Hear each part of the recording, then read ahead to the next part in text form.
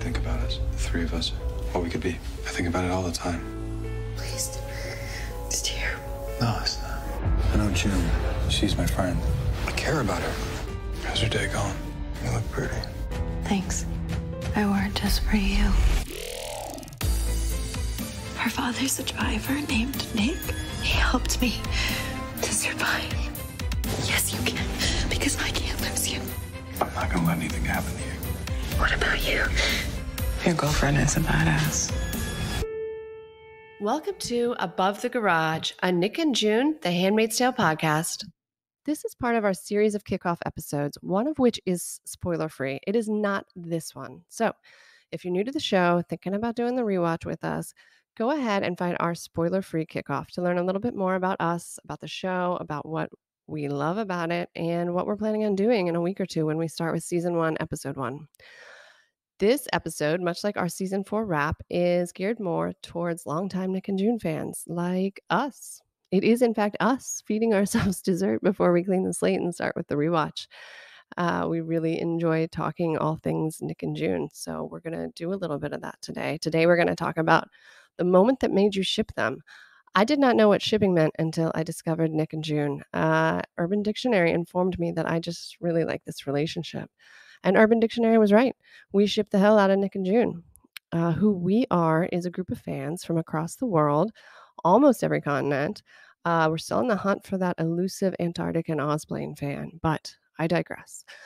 We were talking a lot during the pandemic about things that made us happy, and it's just a really positive community full of love and happiness, and we thought we would like to share that with other Nick and June fans around the world. We're dying for content in the off season, and we decided, hey, we can just create that content, and this podcast was born. There are other Handmaid's Tale podcasts out there already, and they're amazing, and you should listen to them. We do. They just maybe were a little bit more suspicious of the character of Nick Blaine from the outset, and that created, I think, a different viewing experience than what we experienced. To us, Nick is a pretty clear-cut, good character, like romantic, will do anything for June, and we never really doubted his motivation. So it's been a really fun 4 seasons watching the two of these characters together, especially the last season. Tune into our season 4 wrap to hear us talk about that. It was amazing. So what else do you need to know? There's a lot of speakers on this one. Sorry. Everybody wanted in on it. Future rewatch episodes are going to have, a normal amount of people, 2, 3, 4, but everybody wanted to talk about the moment that made them ship Nick and June, and we weren't going to say no. So the beauty of it is you do get to meet most of our group today, hear a little bit from everybody. And I think that takes us to the introductions. So let's do our round of introductions and dive in. Hi, I'm Tina. Hi, I'm Marigold. Hi, I'm Dee Dee. Hi, I'm Wanda. Hello, I'm Rachel. Hi, I'm Julia. Hi, I'm Violet. Hi, I'm Scarlett. Hi, I'm Ginger. And I'm Kate. So Scarlett, you want to start? I don't really have a precise moment where I started shipping them. I kind of liked them from the beginning. And I think it was because of their banter. That first scene, when he talks to her, like he just ran into her at the mall.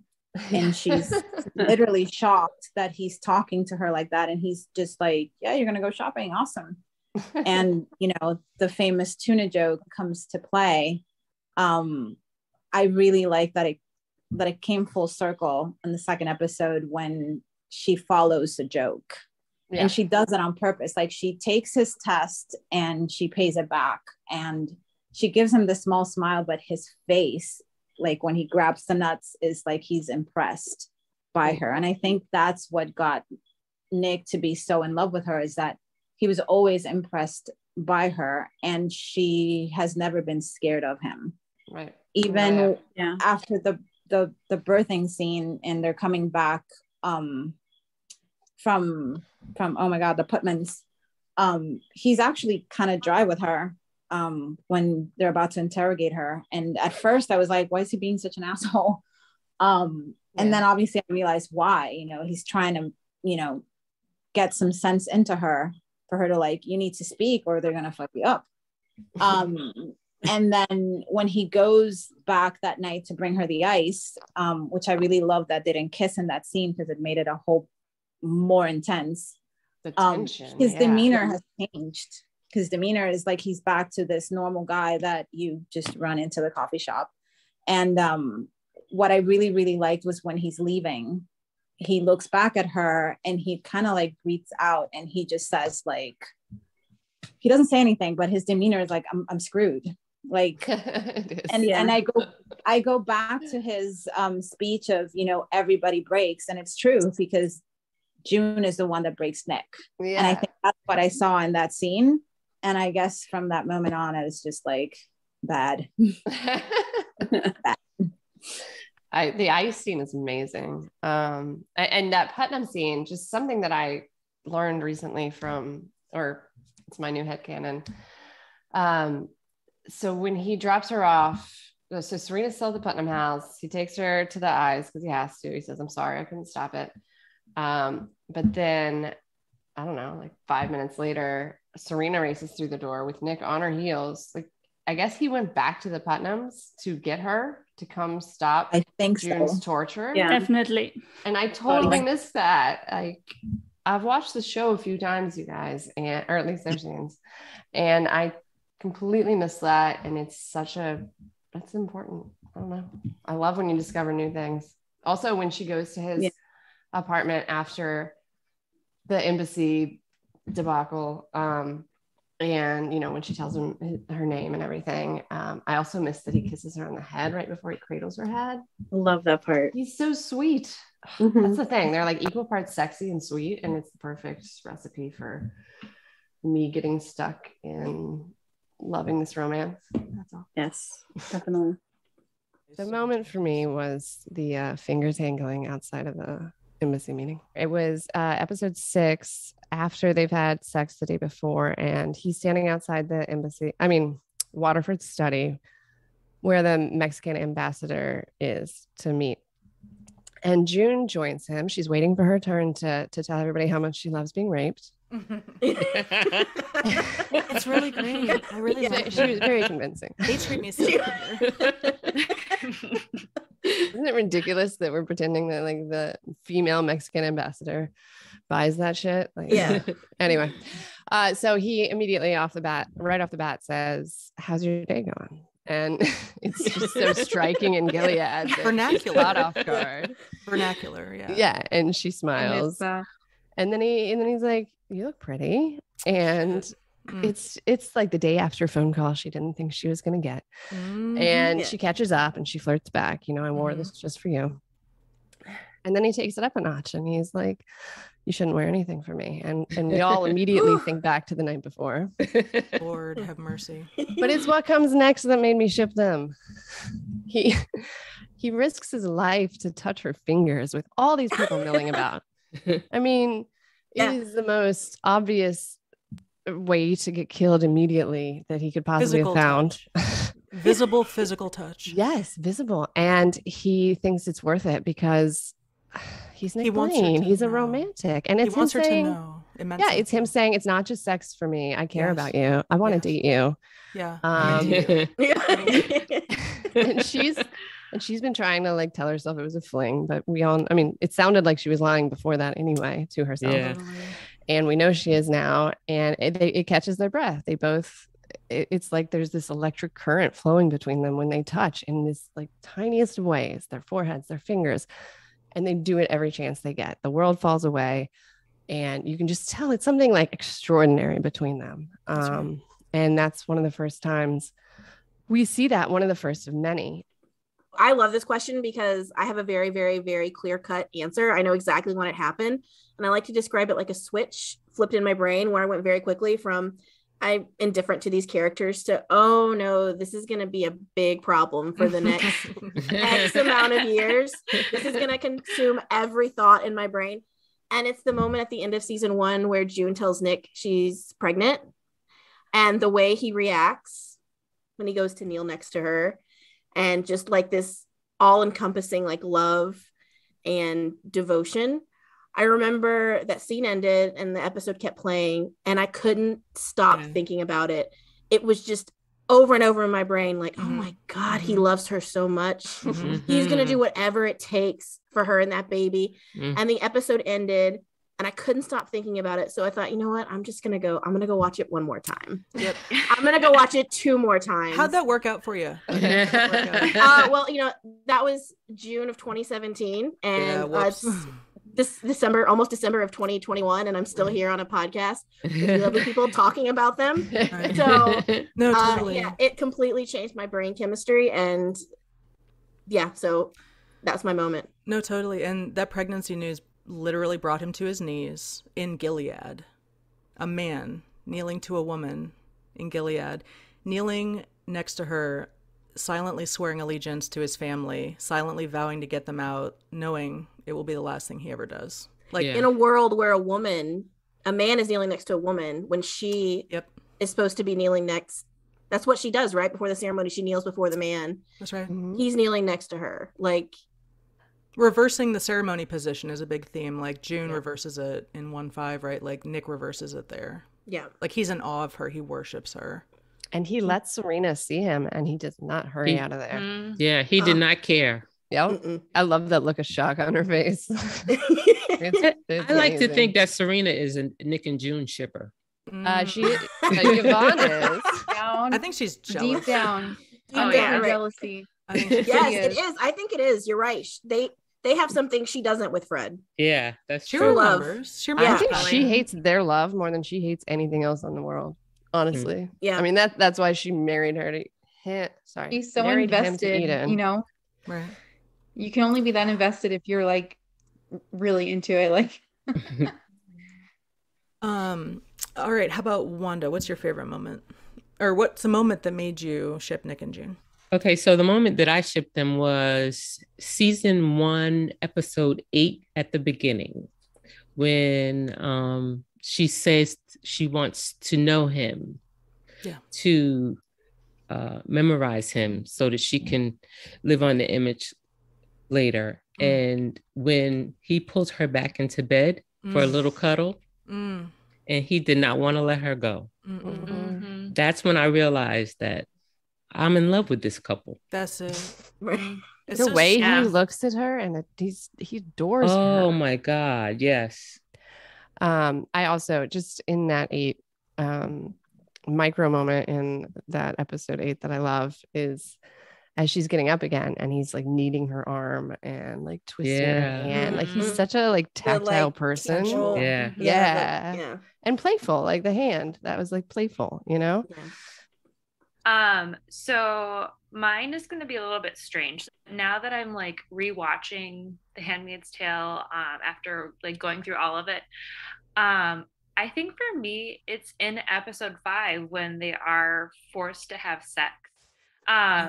Because like looking back on it, it's like such a signature move of like June gripping his arm, like them trying to find a way to connect. Yes. Like in the midst of a terrible situation. Like that's just who they are. That's right. So that's right. Yeah, I know that's kind of a weird moment that makes no. I like it. I like it. That it's different, and you're right. She does. She touches his arm just like they do.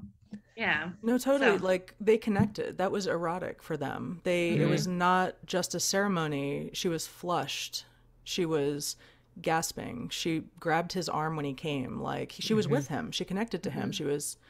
And yes, also it was fucking horrible and forced and weird, but like they were going to get there eventually. They were still at the like bad jokes part of the, smiles and giggles part of the getting to know you. But they didn't let Serena ruin it. And like, that segues into my thing. All right.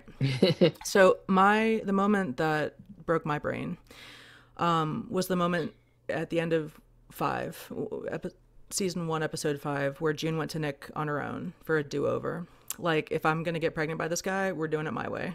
And, after a whole season, just so bleak, a season of rape and torture, the power of her choosing who she wants to make love to and doing it in the manner of her choosing, literally reversing the ceremony position, it was so cathartic and euphoric. And like, it was almost like that's what love should look like. you know, after a whole season of like this Waterford running away, vomit, gross, right? Like that's love. That's lovemaking. Like, and it was fucking beautiful. And specifically, I was moved by what Nick doesn't do. First of all, like I said earlier, he doesn't tell her to leave, even though what they're doing is a death sentence, right? We went to the Screenwriters Guild library in LA, a couple, like Tina, I think Ray and me, and God, there were a couple people earlier on. You can check out a little greasy iPad and like flip through the script. And the script for that scene has Nick backing June up against his door and kissing her passionately, and then he has like trouble with her zipper, and she says like, let me, it's complicated, and he goes, mine's easy, and takes his shirt off. Okay, so like that's not the scene we got on screen. The one we had on screen was completely different, and I think that was intuitive decision making between Max and Lizzie, the actors that play those characters. The fact that Nick doesn't touch her at all, even though he clearly knows why she's there, is the most feminist, erotic thing I've ever seen, right? It broke my brain. So my husband and I watched that. It's at the very end of the episode. And he literally like stands up. He's like, oh, yeah, good show. Good night. All right, bye. And I'm sitting there like, I'm devastated. And I'm sitting there. My whole world stopped turning. And I stayed up watching it like Tina over and over, trying to figure out what was it about that scene that was so special. Like, I'm 37. I've seen naked people before. I've seen porn before. I've seen sex before. I've seen love scenes before. Like, it's not that. It's not the butt. It's not the sex, okay? When have you seen a love scene where the man does not tear the woman's clothes off as though she is his property? I've never fucking seen that. I've never seen a man let a woman undress him completely without being told, without it being a kink thing of like, oh, you're in charge, baby. Like, and that's the way Max Minghella plays Nick Blaine, as a true feminist would, right? Like, so with a rape victim, you're not going to push her body against a door and grope her. You're going to let her use you in the way that makes her feel safe. And I just like, am never going to be over that. Never going to be over that scene.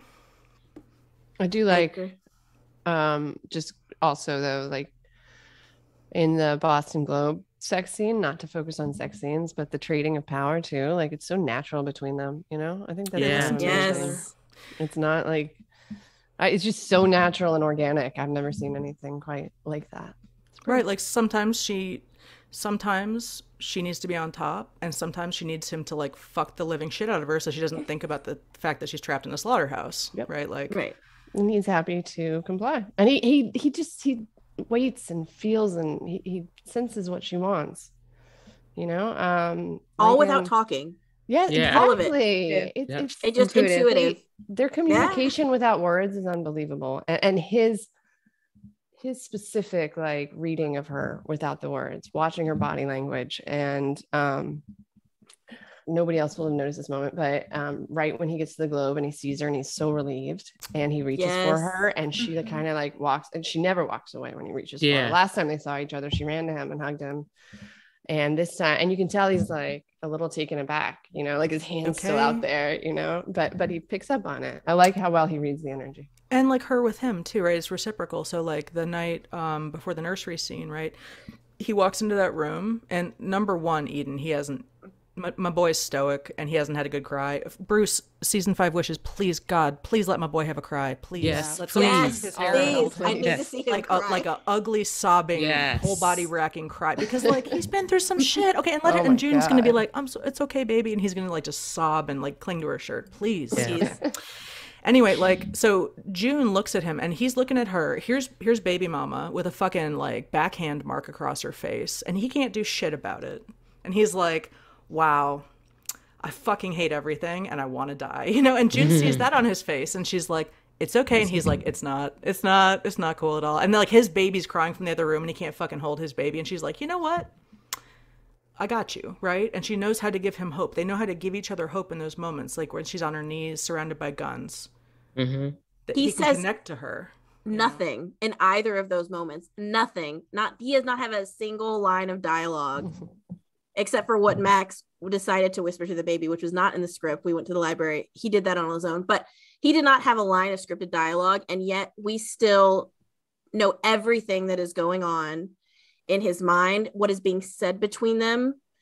And that goes back to that intuition. Like they just know Their each chemistry other. is incredible. It's incredible. And both of them, I think, Lizzie and Max, like the subtlety of their face acting, I have never seen anything like it. Just like you said, like this show is stares from across a room.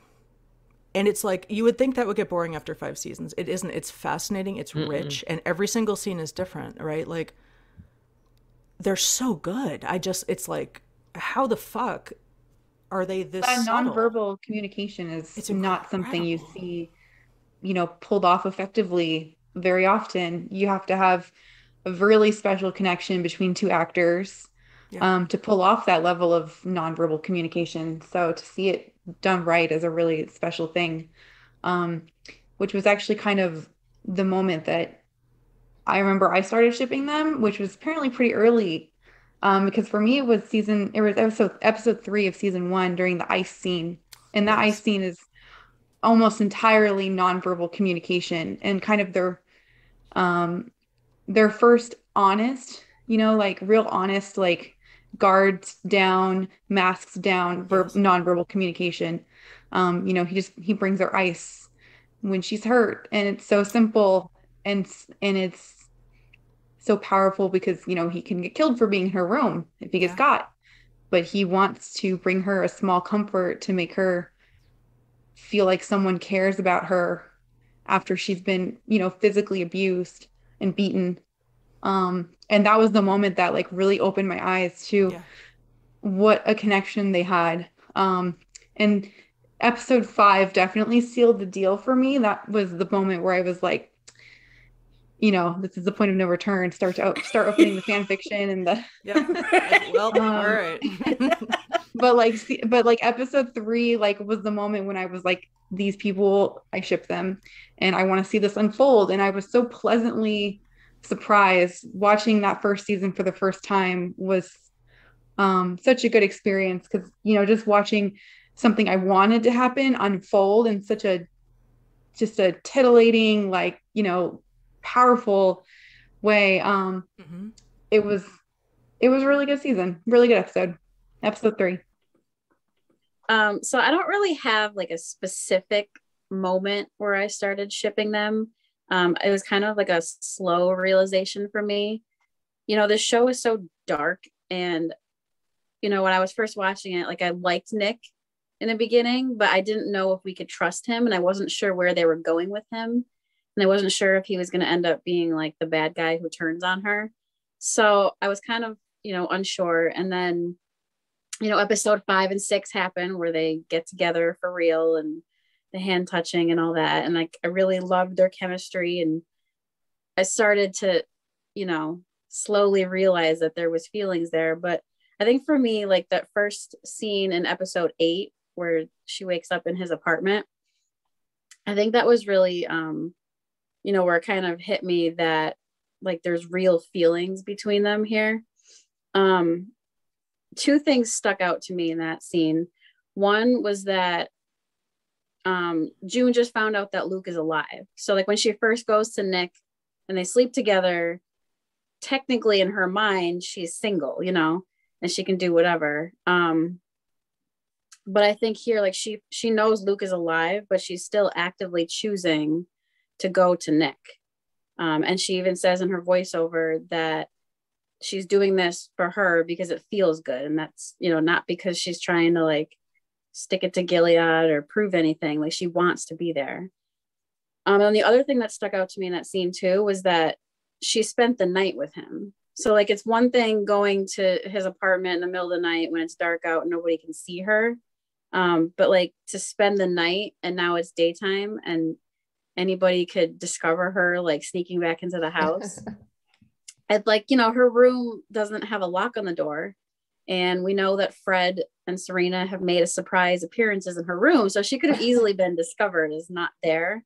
So I thought like those 2 things kind of help show that it's not just lust. It's not just like, all about sex. Like there's actually feelings here. And then I just thought it was adorable that like she's snooping because she says like she wants to know him. And he catches her and like, he's not mad. He just thinks it's cute. The look on his face is so cute. Yeah. Yeah. And then like I just really loved how tender he was with her. Like he pulls her into bed and he's stroking her face and kissing her and like just staring at her, and you could just tell that he's so in love with her. And you know, the scene where she's getting out of bed and he kind of pulls her back in and is like squeezing her arm, and she looks at him like it's dawning on her that he actually has feelings for her. So I just thought that was really sweet. So I think that's really when you can see that there's love between them. Yeah, I agree. I love that scene. I kind of had the same episode, I guess, around that time as my shipping moment as well, because I felt like the first time I watched the show, I mean, I'm with you guys. I hadn't read the book, so I didn't know what to expect from any of the characters or where the story was going. I don't know if I really suspected like Nick was bad or up to something, but I just felt like I was wanting June to get back to Luke because that was what she wanted. And it just felt like what we were supposed to want for her. So I felt like I was hesitant about a new relationship because from the beginning of the show, it was like, oh, she's trying to get back to her family and she was torn away from them and it's terrible. And we want her to like have that back. Right. So it took me a while to like come around to the concept of her and Nick being the preferred option for me. Like I was just waiting. I was like, she's going to get back to Luke and get Hannah back and whatever. That's like the goal of the show. Yeah. That's where we're going.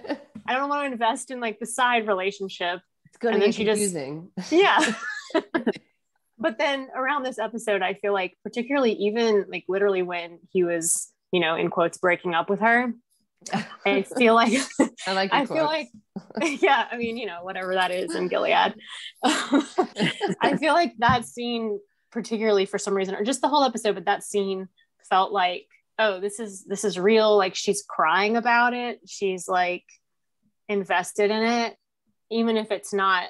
I mean, there are other reasons for that. Obviously, it was kind of an escape for her, but it just solidified it as like a real thing to me. I guess the whole dynamic of like that episode going from what Ginger just said through to the quote breakup. Yeah, and then she literally says like, losing my life is worth losing my life over, right? Exactly. I mean, it's kind of a big deal. Right. At least somebody will remember me. Yeah. She said. Mm-hmm. I thought that was incredible. And then I definitely fully shifted. Yeah. I fully shifted to that relationship at that. At no point after that did I want her to get back with Luke. Like it was just over in my mind. I don't know. Yeah. It was a switch. Yeah. Does anyone else have a moment you want to share that made you ship Nick and June? Actually, I don't really remember like a specific moment where I started to ship them, but the episode 6 scene where she's coming to him to Wend. This moment when she comes up to him to explode that how can I say that I'm happy? I mean, come on, I'm getting raped here every single month. And he's just there and lets her Wend, like he's not like saying, okay, you know, you need to go. I mean, you cannot be here or something like this. I mean, we don't know how many times she went to him to have sex with him until that point, but I was not thinking that their sexual tension or their relationship will kind of evolve into something more than the sexual relationship that they started in episode 5 until this moment, because that was for me like, oh, okay, like he's just there for her. Like, I mean, he's comforting her. He lets her say her things. She needs to get out of her system, and so it's like, okay, there's also this beautiful friendship or even more developing between them. And I think that's the moment where I kind of got sold on them. Yeah. Even though not knowing that, I think we didn't know that Luke was still alive. That was like the end of this episode, right? Yeah, it was after that. Yeah. So, but for me, like Luke was never in the picture actually. Yeah.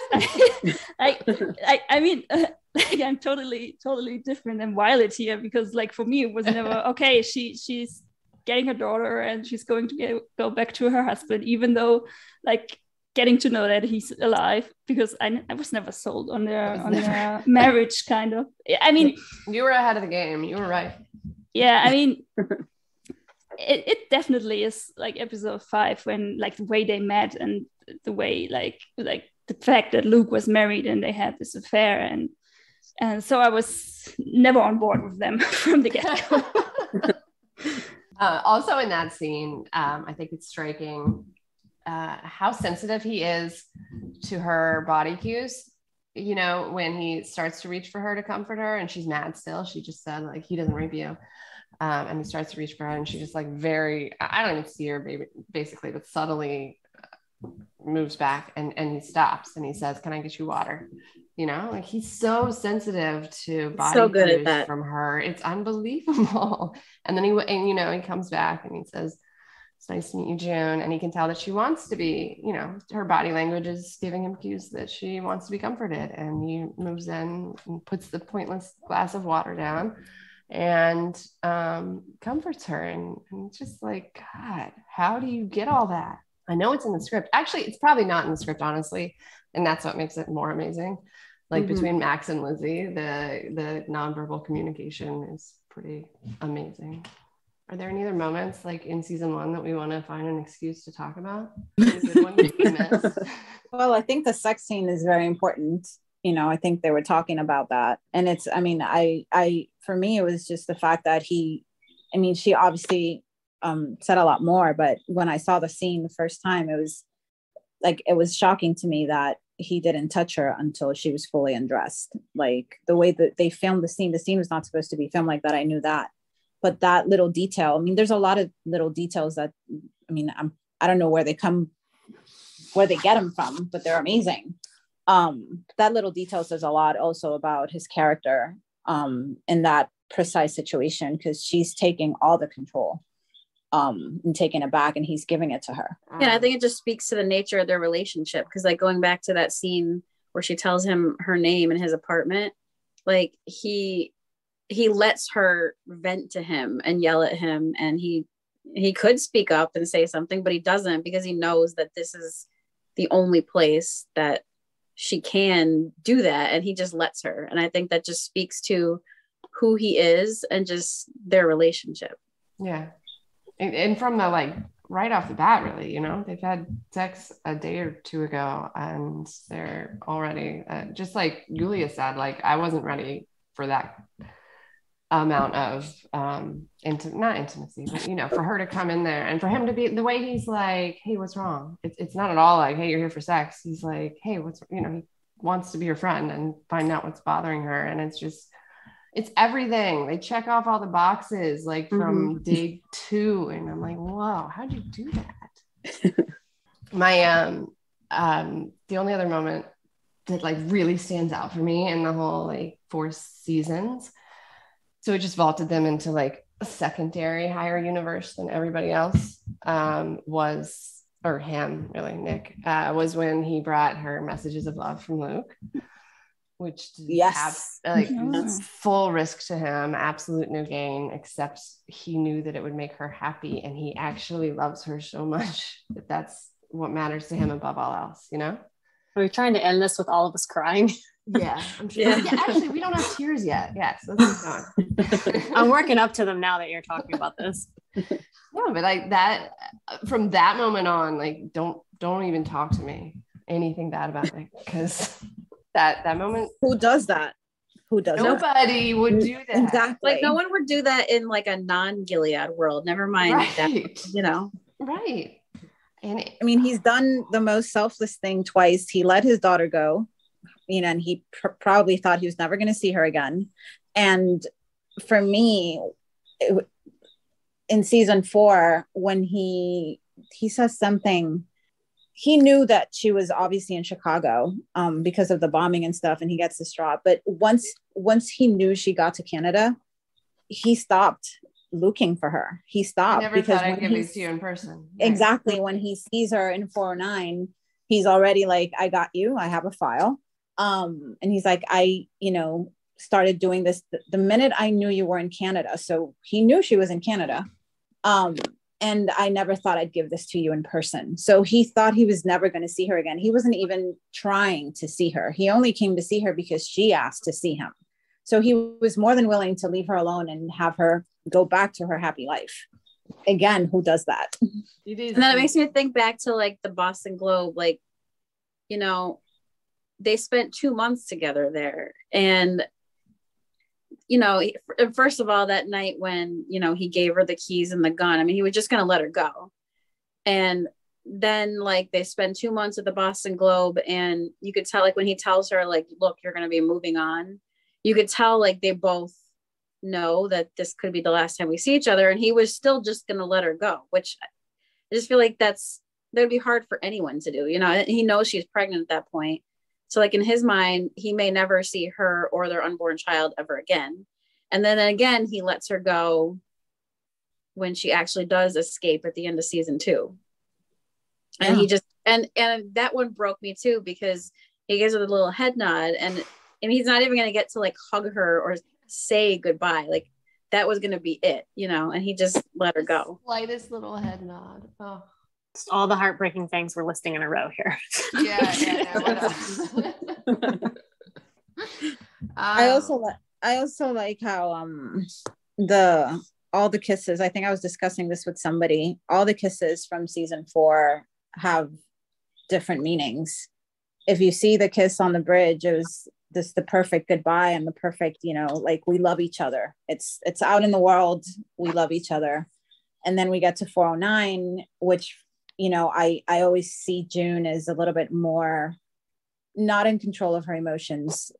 Usually she was more in control of her emotions, but in 409, I saw her like she really kind of like noticed or felt what she feels for him.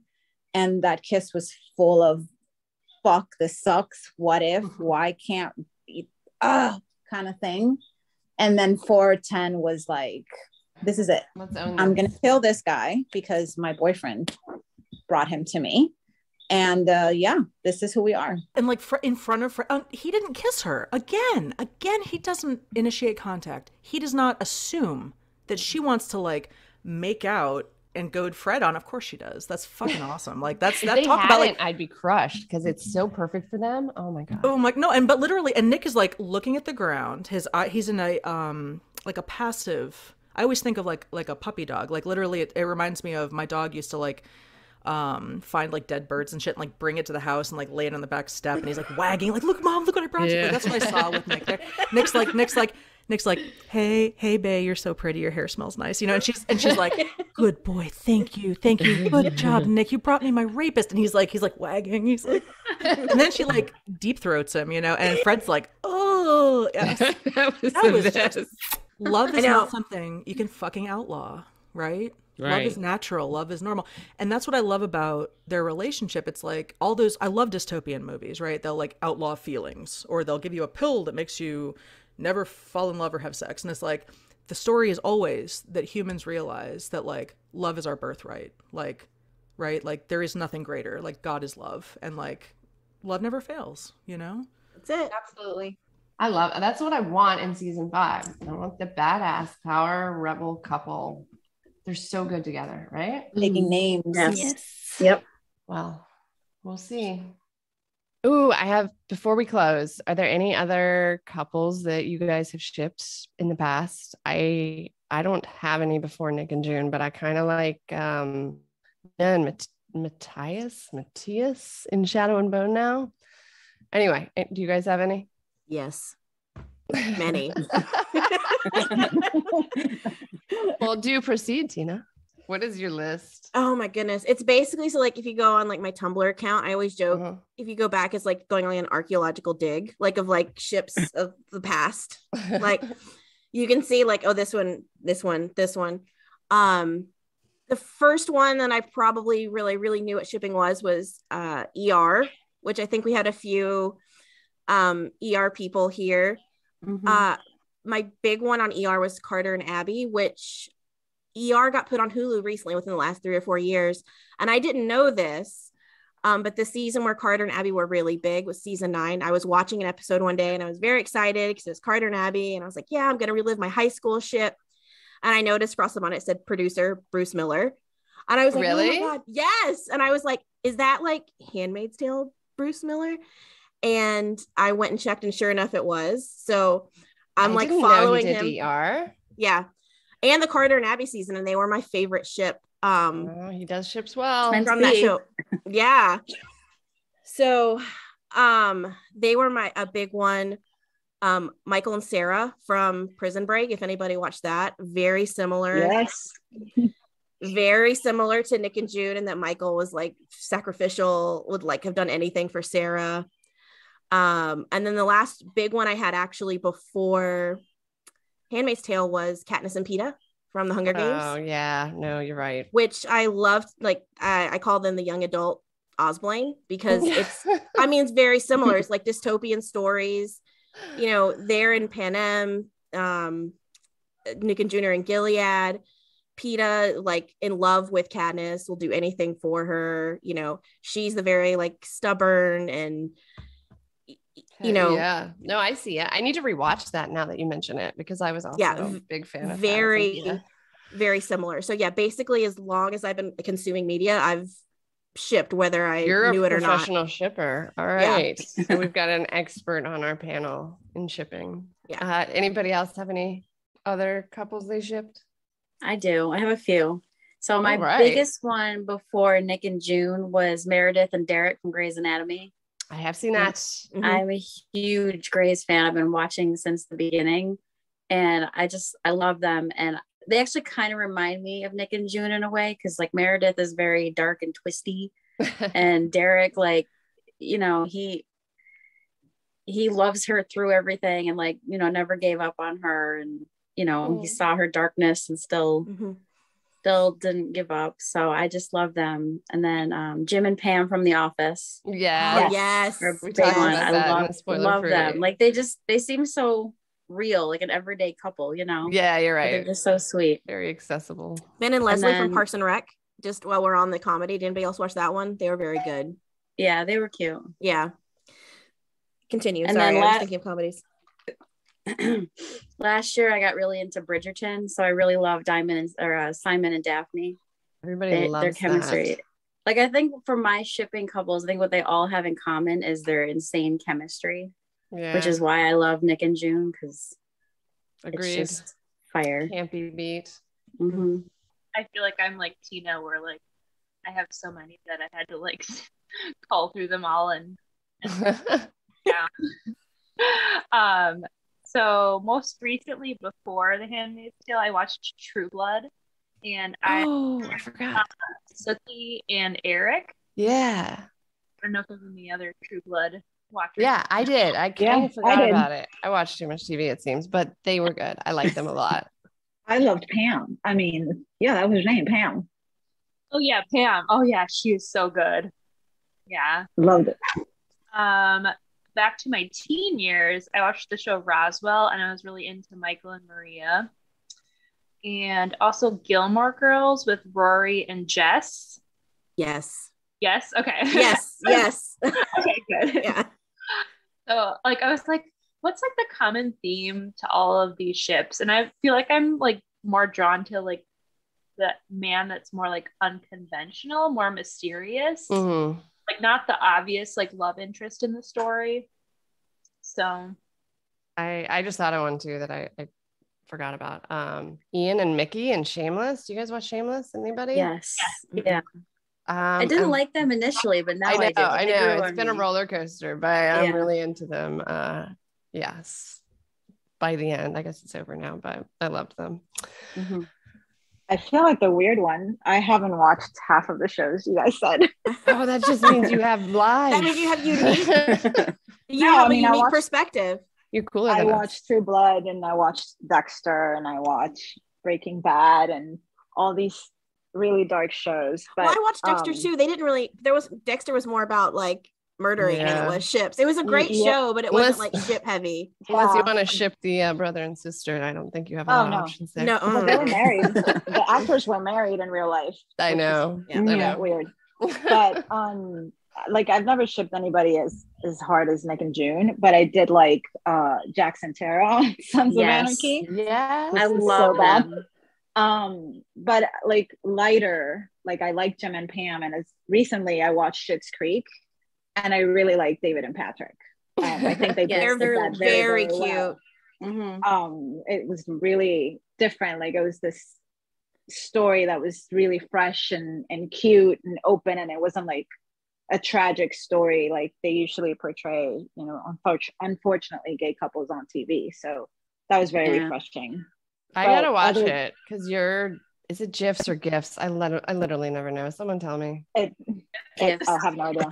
GIFs. Okay, GIFs. Anyway, your Schitt's Creek GIFs kill me, so I must watch the show. It's really so good. It's so really funny. But other than that, like I'm just all Nick and June. Yeah, dark. I mean, they're the ultimate, I think. Like when I look back at everything I've shipped, to me, it's like they all have like the common theme. Like Marigold said, there's the common thread you can see through all of them. And I feel like Nick and June are just like the ultimate. Like they took all of the aspects from all of the ones I've loved in the past and combined them into one and made it like this perfect, incredible ship that I can't stop thinking about. It's amazing. Yeah. Definitely. Yeah, like nothing has ever come close to the Nick and June level for me, which is why I did not know what shipping was before. But yeah, they're old. Like also like now I'm trying to think back now, like back, like Joey and Pacey, Dawson's Creek. I liked them. Obviously Titanic. Everybody was into Jack and Rose, right? Yes. That was clearly not just a me thing. Yeah, I did watch that. Like 6 times I saw that in the theater. Like I didn't know what it was at the time, but that's definitely what it was. Like named a dog Jack. Like I was obsessed with Titanic.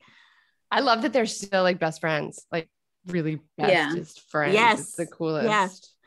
But I think that's what makes a couple, even like a shipping couple, even better when they really like each other, like in real life too. Off screen, right? And that is a thing that Lizzie and Max have because they're like always just like raising each other up and praising each other, and it's so nice. Yeah. All right, I think that's a wrap on our Moment That Made You Ship Them episode. Thank you to my friends for participating, and to any listeners still listening, we really appreciate you. Thank you. We hope you join us next week when we start our rewatch with season 1, episode 1. And just a reminder, the first half of those will be spoiler free. So if you know anyone that hadn't watched the show yet that you think might like it, let them know. They can watch it with you. And then the second half of those episodes will be a discussion of the episode in the context of the show to date. So that is the plan. We're very excited. And again, thank you to the cast and crew of the show for bringing this to life, to Max Minghella and Lizzie Moss for being incredible in their parts as Nick and June, Bruce Miller for creating the show, everybody that has anything to do with bringing this show to life. It's well worth it. Thank you for your time and effort. And to Margaret Atwood for writing the book. Without that, we would have nothing. So thank you again to everybody involved. And I think that's it. That's a wrap for Above the Garage. We'll see you next week. You know, I think about us, the 3 of us, what we could be. I think about it all the time. Please, it's terrible. No, it's not. I know June. She's my friend. I care about her. How's your day going? You look pretty. Thanks. I wore it just for you. Her father's a driver named Nick. He helped me to survive. Yes, you can, because I can't lose you. I'm not gonna let anything happen to you. What about you? Your girlfriend is a badass.